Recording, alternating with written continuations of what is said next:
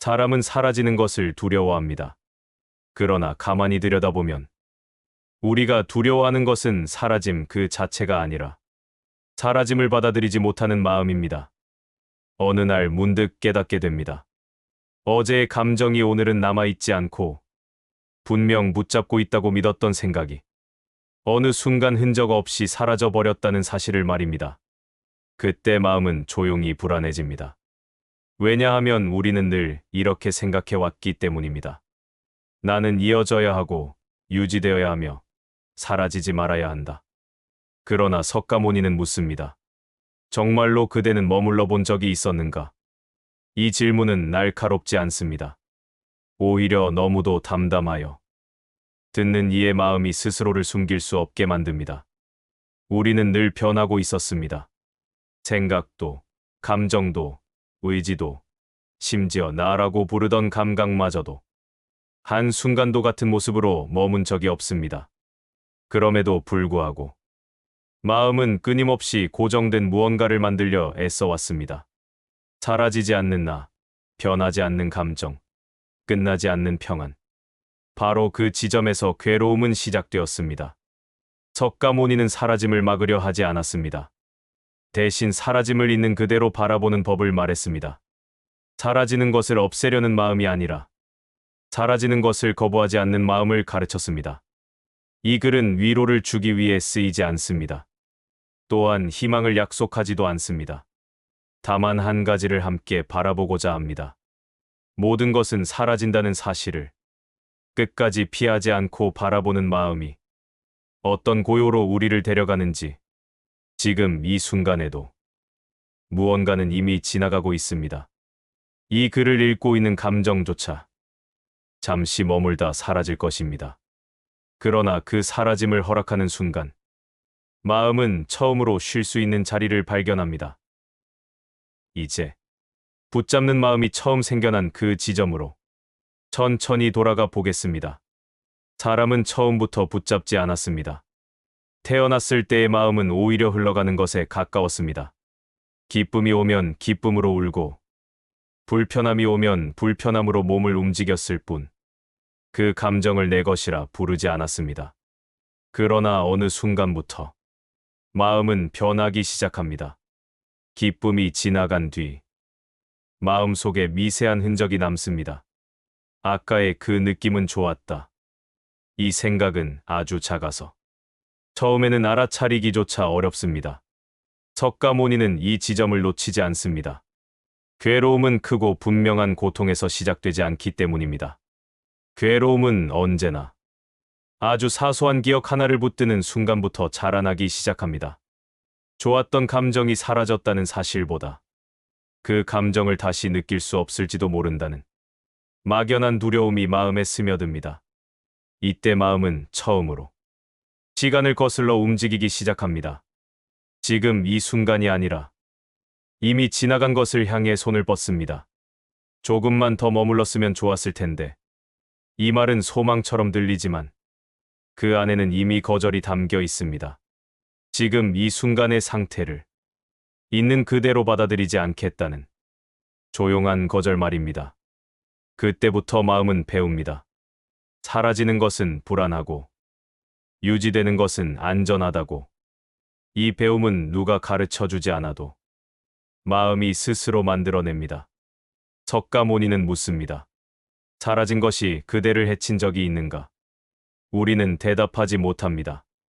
왜냐하면 사실 사라진 감정은 우리에게 아무것도 하지 않았기 때문입니다. 다만 사라지지 않기를 바란 마음이 스스로를 흔들었을 뿐입니다. 붙잡는 마음은 이렇게 생겨납니다. 상실 이유가 아니라 상실을 예상하는 순간에 아직 잃지 않았음에도 이미 잃은 것처럼 두려워하는 마음에서 집착은 싹을 틔웁니다. 그리고 마음은 하나의 환상을 만들어냅니다. 붙잡으면 머무를 수 있다. 이 믿음은 검증된 적이 한 번도 없습니다. 그러나 사람은 반복해서 이 믿음을 선택합니다. 왜냐하면 붙잡는 행위 자체가 마치 내가 무언가를 하고 있다는 안도감을 주기 때문입니다. 석가모니는 이 안도감을 행위의 착각이라 부릅니다. 붙잡는다고 해서 사라짐이 멈춘 적은 없었지만 붙잡는 동안만큼은 마음이 자신을 통제하고 있다고 착각할 수 있었기 때문입니다. 이 착각은 곧 나라는 감각과 연결됩니다.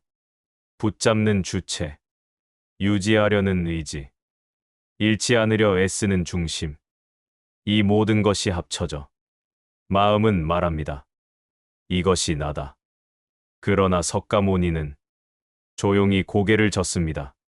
그것은 나가 아니라 두려움이 만들어낸 형상이다. 붙잡는 마음은 자신을 보호하려 했지만 그 순간부터 마음은 스스로를 가두기 시작합니다. 흘러가는 것을 허락하지 않는 한 마음은 늘 경계해야 하기 때문입니다. 언제 또 사라질지 모르기에 한순간도 온전히 쉴 수 없게 됩니다. 이렇게 첫 번째 괴로움이 태어납니다. 아직 고통이라고 부르기엔 너무 조용한 상태. 그러나 분명히 평정은 사라진 상태. 석가모니는 이 단계를 무지를 탓하지 않는 시기라고 말합니다. 이때의 마음은 죄가 없습니다. 다만 아직 사라짐을 이해하지 못했을 뿐입니다. 그리고 이 이해하지 못함은 다음 단계로 이어집니다. 사라지는 것들을 의도적으로 보지 않으려 하는 마음. 이제 우리는 그 회피의 시간으로 들어가게 됩니다. 붙잡는 마음이 생긴 뒤 마음은 또 하나의 능력을 스스로 익힙니다. 보지 않는 법입니다. 사라짐은 늘 분명하게 나타났습니다. 아침의 감정은 저녁이 되면 옅어지고 어제의 결심은 오늘의 피로 앞에서 힘을 잃습니다. 그러나 마음은 이 명백한 사실을 정면으로 바라보지 않습니다. 대신 이렇게 말합니다. 아직은 아니다. 지금은 괜찮다. 조금만 지나면 다시 돌아올 것이다. 석가모니는 이 상태를 속이는 마음이라 부르지 않습니다. 그는 오히려 견디기 어려운 진실로부터 잠시 눈을 돌린 마음이라 말합니다. 이 회피에는 악의가 없습니다. 다만 연약함이 있을 뿐입니다. 마음은 사라짐을 외면하면서 겉으로는 평온한 척합니다. 일상은 이어지고 말은 오가고 시간은 문제없이 흘러갑니다. 그러나 이 평온은 언제 무너질지 모르는 얇은 막과 같습니다. 사라짐을 보지 않기 위해 마음은 현재에 머무르지 않습니다. 과거의 기억 속으로 숨거나 미래의 상상 속으로 도망칩니다. 과거에는 그때는 좋았다는 생각이 있고 미래에는 그때쯤이면 괜찮아질 것이다라는 기대가 있습니다. 현재에는 오직 사라지고 있다는 사실만이 있기 때문입니다. 석가모니는 묻습니다. 그대는 언제 마지막으로 지금 이 순간을 끝까지 바라본 적이 있는가? 이 질문 앞에서 마음은 잠시 멈춥니다. 왜냐하면 대부분의 시간 동안 우리는 순간을 살아낸 것이 아니라 순간을 지나쳐왔기 때문입니다. 외면은 점점 습관이 됩니다. 마음은 사라짐을 느끼는 감각이 올라올 때마다 곧바로 다른 생각으로 자신을 덮습니다. 분주함, 계획, 걱정, 분석. 이 모든 것은 마음이 고요해지는 것을 막는 장치이자 사라짐을 직면하지 않기 위한 방패입니다. 그러나 방패를 들고 있는 동안 마음은 결코 내려놓을 수 없습니다. 언제 공격이 올지 모르기 때문입니다. 사라짐은 늘 예상치 못한 순간에 찾아오므로 마음은 계속해서 긴장한 채 머무르게 됩니다. 석가모니는 이 긴장을 보이지 않는 괴로움이라 말합니다. 울음도 없고 분명한 고통도 없지만 마음은 늘 조금씩 굳어갑니다.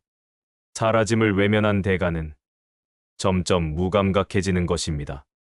기쁨은 이전보다 덜 느껴지고 슬픔은 오래 머뭅니다. 왜냐하면 마음은 느끼는 능력 자체를 조절하기 시작했기 때문입니다. 깊이 느끼면 사라짐이 더 아프게 다가올까봐 아예 덜 느끼는 쪽을 선택합니다. 그러나 석가모니는 말합니다. 느끼지 않음은 괴로움이 사라진 상태가 아니다. 그저 괴로움이 숨어 있는 상태일 뿐이다. 이렇게 외면의 시간이 길어질수록 마음은 점점 더 붙잡는 힘에 의존하게 됩니다. 사라짐을 보지 않기 위해 더 강하게 쥐어야 한다고 믿게 됩니다. 감정도, 생각도, 나라는 감각도 점점 단단히 고정하려 합니다. 그러나 고정하려는 순간 이미 그것은 변하고 있습니다. 이 모순 속에서 마음은 이유를 알 수 없는 피로를 느낍니다. 아무 일도 일어나지 않았는데 늘 지친 상태. 석가모니는 이 상태를 끝없이 대비하는 삶이라 부릅니다. 아직 오지 않은 상실을 위해 이미 모든 에너지를 소모하는 삶입니다. 그리고 결국 마음은 한 가지 사실과 마주하게 됩니다. 외면해도 사라짐은 멈추지 않았다는 것. 붙잡아도 변하지 않음은 얻어지지 않았다는 것. 이때 마음은 다음 단계로 넘어갑니다. 붙잡는 힘을 더 키우거나 혹은 그 힘이 괴로움이라는 사실을 처음으로 의심하기 시작합니다. 이 의심의 순간이 괴로움을 깊게 만듭니다. 그리고 동시에 깨달음의 문을 살짝 엽니다. 마음은 오래도록 이렇게 믿어왔습니다. 붙잡는 힘이 약해서 괴로운 것이라고. 조금만 더 단단히 쥐었다면, 조금만 더 잘 관리했다면 사라짐은 막을 수 있었을 것이라고 말입니다. 그래서 마음은 스스로를 다그칩니다. 왜 이렇게 쉽게 흔들리는가? 왜 끝까지 지켜내지 못하는가? 이 질문들은 성장처럼 보이지만 사실은 괴로움을 개인의 부족함으로 되돌려 보내는 방식입니다. 석가모니는 이 지점을 매우 조용히 짚습니다. 그대는 이미 불가능한 일을 하고 있다. 이 말은 비난이 아닙니다. 오히려 연민에 가깝습니다. 머물 수 없는 것을 머물게 하려 애쓰는 마음을 향한 연민입니다. 붙잡으려는 힘이 강해질수록 마음은 점점 더 예민해집니다. 아주 작은 변화도 위협처럼 느껴지고 사소한 흔들림에도 불안이 먼저 반응합니다. 왜냐하면 이미 모든 것이 불안정하다는 사실을 마음 깊은 곳에서는 알고 있기 때문입니다. 이때 괴로움은 분명한 사건이 아니라 지속적인 긴장 상태로 나타납니다. 아무 일도 일어나지 않았는데 늘 무언가를 잃을 것 같은 느낌. 이것이 집착이 만들어내는 가장 고요한 고통입니다. 석가모니는 말합니다. 괴로움은 사라짐에서 오지 않는다. 괴로움은 사라지지 않기를 바라는 데서 온다. 이 말이 이해되기까지 마음은 여러 번 부딪힙니다. 왜냐하면 우리는 늘 사라짐을 문제로 배워왔기 때문입니다. 끝은 나쁜 것이고 변화는 불안한 것이며 유지는 안전하다고 믿어왔습니다. 그러나 마음이 정직해지는 순간 한 가지 사실이 드러납니다.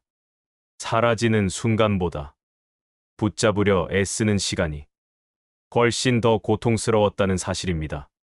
기쁨이 사라질 때보다 기쁨이 사라질까봐 두려워할 때가 더 괴로웠고 평온이 흐트러질 때보다 평온을 지키려 했을 때 마음은 더 크게 흔들렸습니다. 이 깨달음의 문턱에서 마음은 혼란을 느낍니다. 지금까지 믿어온 방향이 거꾸로였다는 느낌. 괴로움을 없애기 위해 했던 모든 노력이 오히려 괴로움을 키웠을지도 모른다는 낯선 의심이 올라옵니다. 석가모니는 이 혼란을 전환 직전의 흔들림이라 말합니다. 이 흔들림은 실패가 아니라 오히려 처음으로 진실에 가까워지고 있다는 신호입니다. 붙잡는 마음은 이제 스스로에게 묻기 시작합니다. 정말로 내가 지키려 한 것은 무엇인가? 감정이었는지, 상태였는지, 아니면 이렇게 있어야 한다는 이미지였는지. 이 질문을 깊이 들여다보면 대부분의 집착은 실체 없는 관념에 붙어 있었음을 알게 됩니다. 지금 이 순간에 존재하는 것이 아니라 기억 속이나 상상 속에만 존재하는 것들. 그러나 관념을 지키려 애쓰는 동안 현재는 계속해서 흘러가고 마음은 지금을 놓친 채 과거와 미래 사이에서 끊임없이 당겨집니다. 이때 마음은 처음으로 지쳐버립니다. 더 이상 붙잡는 힘으로는 이 괴로움에서 벗어날 수 없다는 사실을 어렴풋이 느끼게 됩니다. 석가모니는 이 지점을 가르침의 시작이라 부릅니다. 아직 놓지는 못했지만 적어도 붙잡는 것이 해답이 아님을 알아차린 순간, 그리고 이 알아차림은 다음 가르침으로 이어집니다. 모든 것은 머물지 않는다는 사실을 개념이 아니라 직접 체험으로 마주하는 단계입니다. 사람들은 흔히 모든 것은 변한다는 말을 알고 있다고 생각합니다. 그러나 석가모니는 말합니다. 아는 것과 받아들이는 것은 다르다. 무상은 지식이 아닙니다. 외울 수 있는 문장이 아닙니다. 무상은 마음이 더 이상 저항하지 않을 때 조용히 드러나는 체험입니다. 붙잡는 힘이 조금 약해진 어느 순간, 마음은 뜻밖에도 사라짐을 막지 않아도 된다는 가능성을 엿봅니다. 그 가능성은 희망처럼 밝지 않습니다. 오히려 아주 담담하고 어쩌면 처음에는 허무하게 느껴집니다. 아, 결국 다 지나가는구나. 이 말에는 위로도 절망도 없습니다. 그저 사실 하나가 놓여 있을 뿐입니다. 이때 마음은 이상한 고요를 경험합니다. 그동안 사라짐을 막기 위해 늘 긴장하고 있던 힘이 잠시 풀리기 때문입니다. 사라지는 것을 인정하는 순간, 마음은 처음으로 그 흐름과 싸우지 않게 됩니다. 석가모니는 이 고요를 첫 번째 쉼이라 부릅니다. 아직 깨달음은 아니지만 괴로움이 잠시 말을 멈추는 지점입니다. 무상을 체험한다는 것은 아무것도 느끼지 않는 상태가 아닙니다. 오히려 이전보다 더 선명하게 느끼는 상태입니다. 기쁨은 기쁨으로, 슬픔은 슬픔으로, 불안은 불안으로, 있는 그대로 드러납니다. 차이가 있다면 하나입니다. 마음이 더 이상 그 감정들을 붙잡으려 하지 않는다는 것. 이건 오래 가야 해. 이건 없어져야 해. 이런 요구가 사라진 자리에는 조용한 관찰만 남습니다. 석가모니는 묻습니다. 사라지는 것을 허락했을 때 그대는 무엇을 잃었는가? 이 질문 앞에서 마음은 오래 침묵합니다. 왜냐하면 솔직해질수록 잃은 것이 거의 없다는 사실이 분명해지기 때문입니다. 사라진 것은 대부분 내가 만들어낸 기대와 관념이었을 뿐, 지금 이 순간에 필요한 것은 여전히 여기에 있습니다. 무상은 잔인하지 않습니다. 오히려 정직합니다. 머무를 수 없다는 사실을 처음부터 숨기지 않았기 때문입니다. 우리가 괴로웠던 이유는 무상이 있기 때문이 아니라 무상을 부정했기 때문입니다. 이 체험이 깊어질수록 마음은 묘한 자유를 느낍니다. 더 이상 모든 순간을 붙잡아야 할 시험처럼 대하지 않아도 되기 때문입니다. 지나가도 괜찮고 변해도 괜찮다는 아주 단순한 허락이 마음 전체를 느슨하게 만듭니다. 그러나 이 지점에서도 마음은 다시 질문합니다. 그렇다면 남는 것은 무엇인가? 모든 것이 사라진다면 나는 어디에 서야 하는가? 이 질문은 다음 장으로 우리를 이끕니다.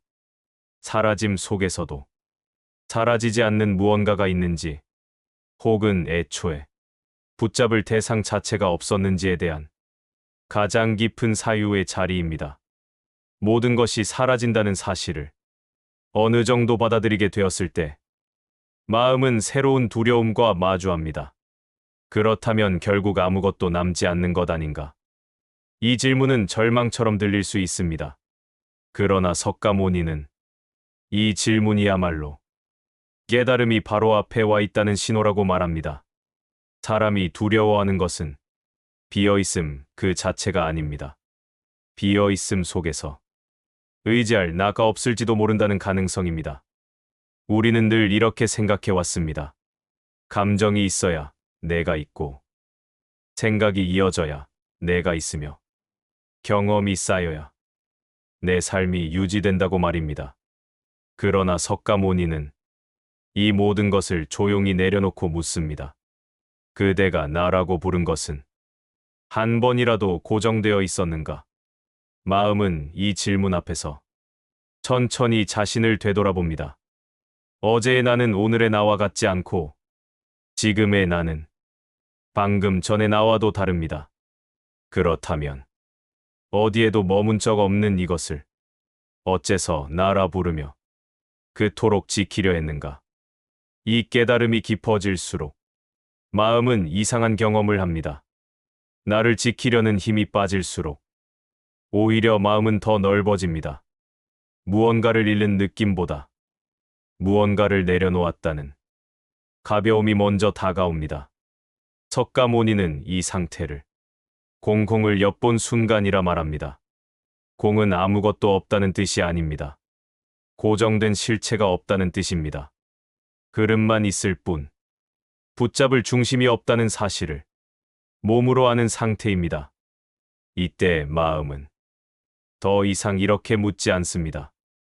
이 감정은 언제까지 지속될까? 대신 이렇게 바라봅니다.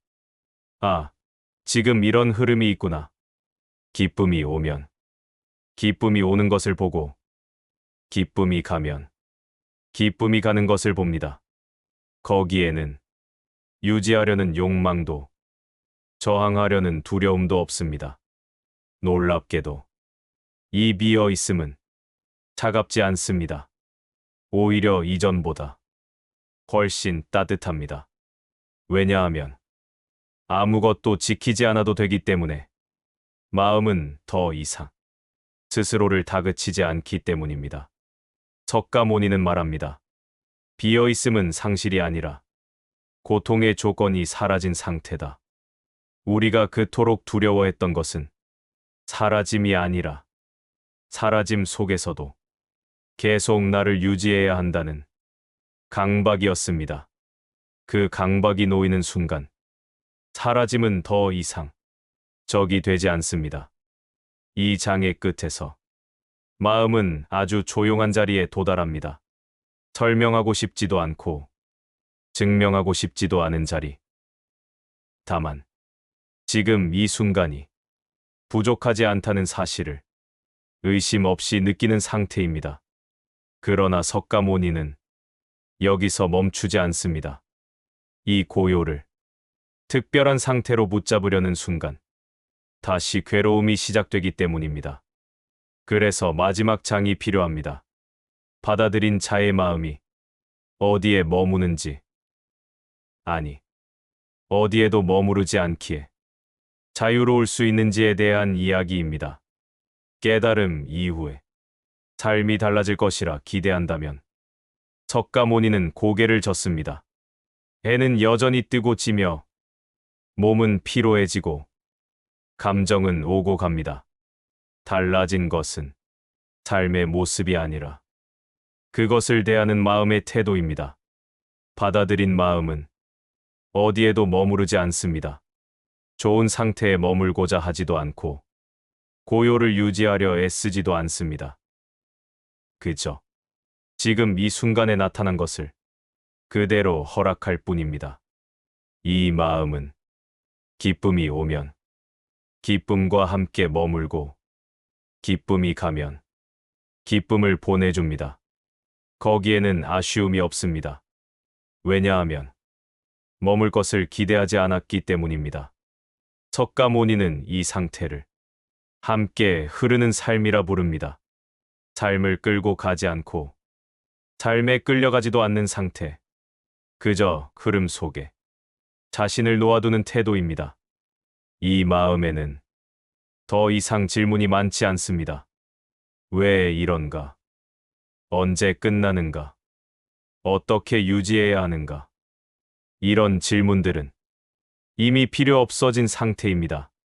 왜냐하면 끝난다는 사실이 문제가 아니고 유지하지 않아도 삶이 무너지지 않는다는 것을 몸으로 알게 되었기 때문입니다. 사라짐은 이제 더 이상 적이 아닙니다. 오히려 모든 순간을 완전하게 만들어주는 조건이 됩니다. 사라지기 때문에 지금이 있고 지금이 있기 때문에 삶은 이토록 생생합니다. 받아들인 마음은 아주 단순한 자리에서 살아갑니다. 숨이 들어오면 들어오는 것을 알고 숨이 나가면 나가는 것을 압니다.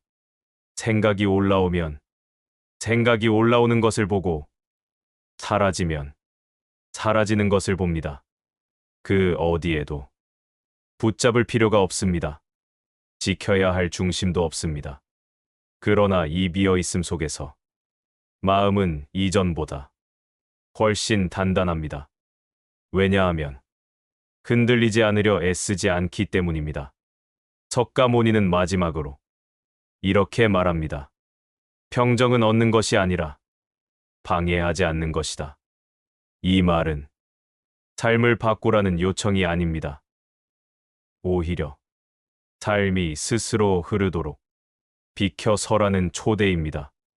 이 초대를 받아들인 마음은 더 이상 깨달음을 목표로 삼지 않습니다. 깨달음을 붙잡는 순간 다시 놓쳐버리기 때문입니다. 그저 사라지는 것을 사라지게 두고 머무는 것을 머무르게 둡니다. 이 단순함 속에서 마음은 마침내 자기 자신을 놓아줍니다. 모든 것이 사라진다는 사실은 차갑지 않습니다.